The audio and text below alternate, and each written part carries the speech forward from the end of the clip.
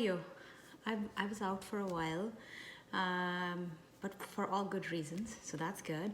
Last week I couldn't do a posting because I just got busy with lots of different things, and the most exciting reason for that is I started a new job this week. It's been exciting, it's been good, it's been a welcome change from being at home. Not that I complain about being at home, but I feel like this is also a good way to learn some things, and hopefully with the hours and things right now, I'll be able to continue to post my vlogs regularly to share with you guys, and I can talk about my daily experiences and basically just go from there. The people seem nice at work, so I feel very fortunate. This is a big step up from my previous workplace. Actually, one of the reasons that besides the personal reasons that led to my mental state, one of the other big reasons was my professional debacle. Um, I just didn't fit into my previous workplace.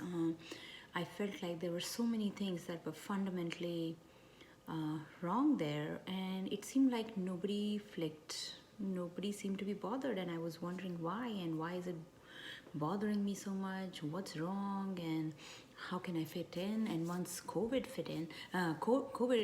hit, I had to take time off because the daycare's closed, and I needed to be with my kiddo, and I was forced to take a leave of absence.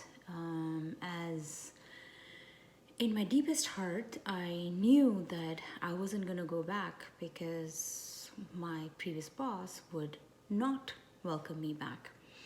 I was the only employee who had to take this leave of absence because I had a dependent. The remaining people either had a support or they did not have dependents, so they continued to come into work like usual.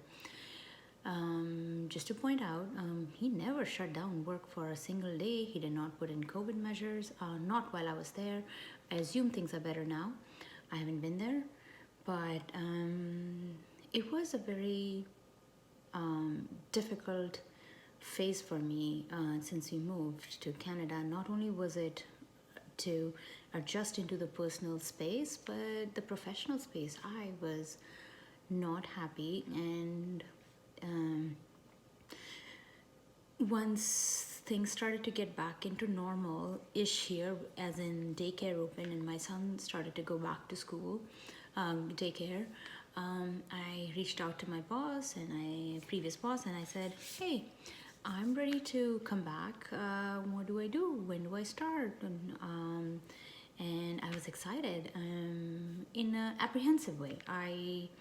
Something in my gut told me it's not going to work, but because he had sort of kept in touch with me, I felt like this was going to move forward. And to my worst surprise, he basically 2 days before I was supposed to start, he told me that I wasn't needed anymore because the company had changed its priorities. Which, to be fair to myself, nothing had changed. Whatever it is that he was saying was all just stuff, because that is the language that employers use to do what they do. Having said that, it was a big shock. I cried. I was already undergoing therapy at that time, and given where I was, this news did not help me. I was devastated because I couldn't for the life of me believe that I was at the receiving end of something that was as manipulative as this. It took me a while to accept that I was at the receiving end. It took me a while to accept that there was nothing wrong in my approach. It took me a while to accept that my angst and my reservations about my previous workplace were valid. It wasn't that I was coming from very high demanding. I wasn't a high demand employee. It was that I was asking for the most basic things which weren't even provided at this workplace. And I started to question myself, and I was questioning a lot of things about me at that time. And the fact that this news came to me, it shook me. It made me rethink, what did I do at the workplace? Was this right? Was that right? Did I behave wrong with someone? Was my behavior not professional? Did I not conduct myself professionally? Did I not finish my work on time? Did I not help others? Did I not take up a leadership role? Did I not take up an initiative? And every time I thought about it, I realized that no, I was right. I did what I could, and I did set an example. I did make new people comfortable at work. I was a team player. I took initiative. I did my projects, and they were sound, good projects. I did receive appreciation from our clients. And the fact that despite doing all of this, I was let go in that manner, in that unceremonious manner, hit me hard. It hit me hard, and it took me a very, very long time to forgive myself of any guilt that I had. First of all, I realized that I shouldn't have had any guilt. Second of all, I realized that whatever it was not within my control. It was something that was outside of my control, where the employer decided that this is what was best for his business. And it taught me a few things about myself. It taught me that I am very perceptive. My sixth sense, or the gut instinct about certain people, in who they are, how they will react or predict, how I can predict how they would react to certain things, is most of the times bang on. Who I can trust, my conscience tells me who I can trust, and those are the people I should trust. It was very, very apparent to me, given my experience, what went on in term after all of that cloud and that haze slowly wiped itself out. I came to the realization that I should have heard myself. I should have listened to myself. I should have listened to my gut instincts. I should have listened to what was happening, and I should have followed my heart. I should have understood that this place I don't belong to this place. Instead of trying to fit in, I should have understood that I didn't belong here. It wasn't right for me. And so the good news is, I may have found a place of work who wanted me as well, and I feel like I'll be able to contribute there. I feel like I'll be able to learn a lot, and so far everyone's been very understanding. Everyone's been looking out for me and made me feel very, very welcome. So I'm happy about that. And why am I sharing this? The reason why I'm sharing this is because very, very important.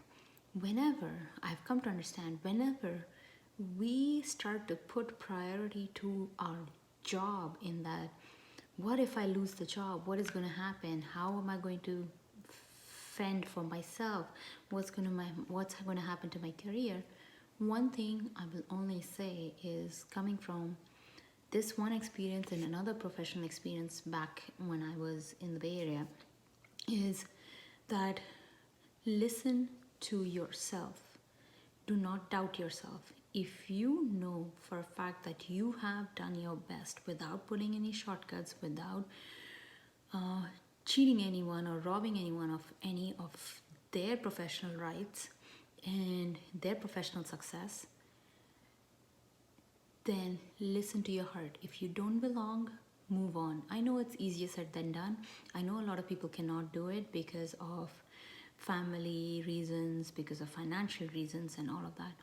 But if you have that ability, if you have that opportunity where you get that support, follow your heart. Because I have learned the hard way that trying to fit in doesn't work.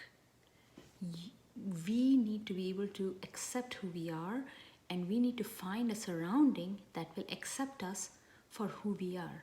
For us to try to fit into everything like a glove, it's not meant to be. We need to understand who we are and find that place. It may take some time. We may have to try several places, but we'll get there. But compromising and letting ourselves believe that this is the only place, this is where I fit in, this is where I need to find ways to fit in, otherwise I don't have a future, that is not the right approach. Look for your truth, look for your fit, and follow it. That's what matters. You know what? I was unemployed for a few months, and I made a promise to myself. This wasn't the first job offer that I got. I got a couple more job offers, and there were some other interviews that I did, but I did not take those because it just didn't feel right in my gut. The way I was approached, the way the negotiations were getting carried out, the offer was being made, it all just seemed like I didn't matter.